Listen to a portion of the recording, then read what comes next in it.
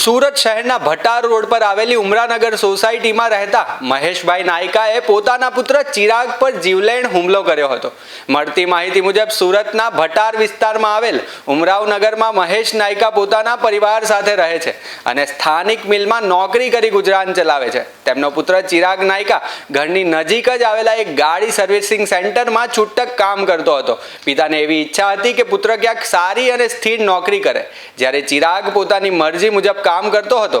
આ બાબતને લઈને પિતા પુત્ર વચ્ચે અવારનવાર બોલાચાલી થતી હતી। 5 દિવસ પહેલા ફરી એકવાર નોકરી અને કામ ધંધા બાબતે પિતાએ ચિરાગને ઠપકો આપ્યો હતો, જે જોત જોતામાં ઉગ્ર ઝઘડામાં ફેરવાઈ ગયો હતો। ઝઘડો એટલો હદ સુધી વણસી ગયો હતો કે આવેશમાં આવી ગયેલા પિતા મહેશ નાયકાએ ભાન ગુમાવ્યું હતું।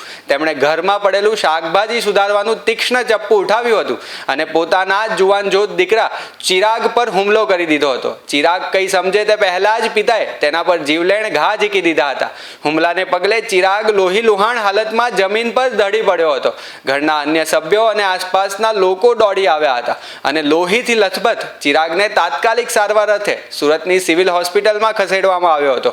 5 દિવસ સુધી જીવન અને મરણ વચ્ચે જંગ લડ્યા બાદ આખરે ચિરાગે દમ તોડી દીધો છે। એક પિતા દ્વારા જ પુત્રની હત્યા કરવામાં આવતા સમગ્ર વિસ્તારમાં ચકચાર મચી ગઈ છે। નાયકા પરિવારમાં માતમનો માહોલ છવાયો છે। હાલ પોલીસે તુરંત કાર્યવાહી કરીને આરોપી પિતા મહેશ નાયકાની ધરપકડ કરી વધુ તપાસ હાથ ધરી છે।